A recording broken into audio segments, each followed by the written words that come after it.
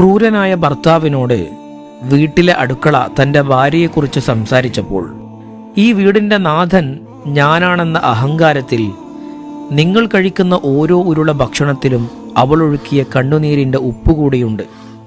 നിങ്ങൾ കാണാതെ പോകുന്ന അവളുടെ മുറിവുകൾക്കും നിങ്ങൾ കേൾക്കാതെ പോകുന്ന അവളുടെ തേങ്ങലുകൾക്കും ഈ അടുക്കള ചുവരുകൾ സാക്ഷിയാണ്. സ്നേഹത്തിന് പകരം ക്രൂരത നൽകുന്ന മനുഷ്യ, നിങ്ങളറിയാത്ത ഒരു പെണ്ണിൻ്റെ ജീവിത കഥ ഈ പുകമറക്കുള്ളിൽ എരിഞ്ഞു തീരുന്നുണ്ട്. അവൾ തളർന്നാൽ തകരുന്നത് നിങ്ങളുടെ ജീവിതം മാത്രമല്ല, നിങ്ങളുടെ ഈ അഹങ്കാരത്തിൻ്റെ സാമ്രാജ്യം കൂടിയാണ്.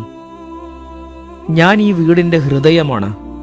നിങ്ങൾ അടിമയെപ്പോലെ പണിയെടുപ്പിക്കുന്ന നിങ്ങളുടെ ഭാര്യയുടെ വിയർപ്പിൻ്റെയും കണ്ണുനീരിൻ്റെയും സാക്ഷിയായ അടുക്കള. സൂര്യൻ ഉദിക്കുന്നതിനും മുൻപേ തളർന്ന ശരീരവുമായി അവൾ ആദ്യം വരുന്നത് എന്നിലേക്കാണ്. പാതിയുറക്കത്തിലും അവൾ തിടുക്കം കൂട്ടുന്നത് നിങ്ങൾക്ക് കൃത്യസമയത്ത് ചായ എത്തിക്കാനാണ്. അവളുടെ വിരലുകളിലെ വിറയലോ കണ്ണുകളിലെ ഉറക്കമില്ലായ്മയോ നിങ്ങൾ ഒരിക്കലെങ്കിലും ശ്രദ്ധിച്ചിട്ടുണ്ടോ? ഇല്ല.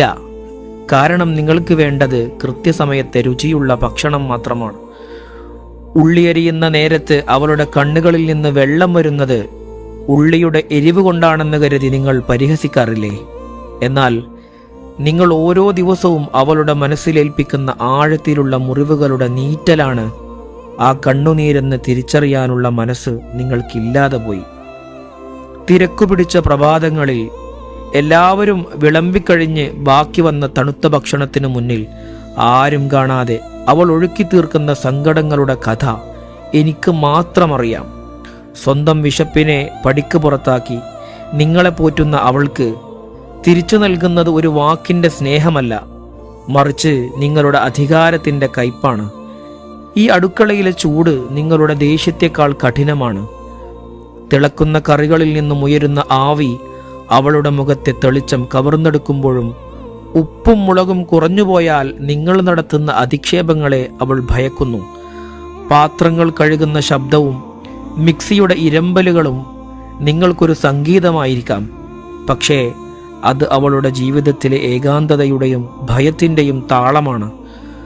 അവളുടെ കാലിലെ വിള്ളലുകളും കൈവെള്ളലിലെ പൊള്ളലുകളും അവൾ ഒളിപ്പിക്കുന്നത് നിങ്ങൾ കാണാഞ്ഞിട്ടല്ല, മറിച്ച് നിങ്ങൾക്കതൊന്നും കാണേണ്ടതില്ലാത്തതുകൊണ്ടാണ്.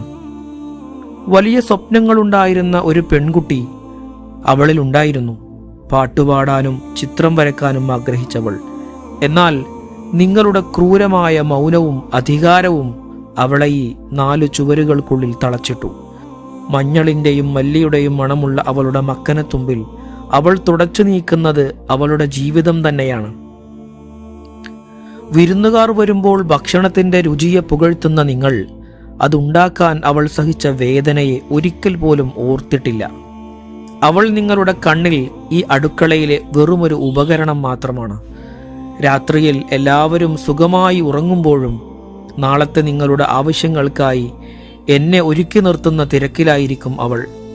തളർന്നു വീഴാറായ ശരീരവുമായി അവൾ മടങ്ങുമ്പോഴും ഞാൻ അവളെ നോക്കി നിൽക്കും. അവൾ ചെയ്ത ത്യാഗങ്ങൾക്ക് പകരമായി അവൾ ആഗ്രഹിക്കുന്നത് വലിയ സമ്മാനങ്ങളൊന്നുമല്ല, മറിച്ച് നന്നായിട്ടുണ്ട് എന്ന ഒരു വാക്കോ അവൾക്കും വിശക്കുന്നുണ്ടോ എന്ന ഒരു ചോദ്യമോ മാത്രമാണ്. ഓർക്കുക, ഈ വീടിൻ്റെ ഐശ്വര്യം അവളുടെ കൈപുണ്യമാണ്. ആ കൈകളെ വേദനിപ്പിക്കുന്നവർക്കൊരിക്കലും സമാധാനം ലഭിക്കില്ല. ഞാൻ വെറുമൊരു അടുക്കളയല്ല, നിങ്ങൾ തടവിലാക്കിയ ഒരു പെണ്ണിൻ്റെ മൗന നൊമ്പരമാണ്. അവളുടെ ക്ഷമയെ പരീക്ഷിക്കരുത്, കാരണം അവൾ തളർന്നാൽ ഈ വീടിൻ്റെ ഹൃദയമിടിപ്പാണ് നിലക്കുന്നത്. അവളുടെ കണ്ണുനീർ വീണ ഈ മണ്ണ് ഒരിക്കൽ നിങ്ങളോട് ചോദിക്കും, എവിടെയായിരുന്നു നിന്റെ സ്നേഹം എന്ന്.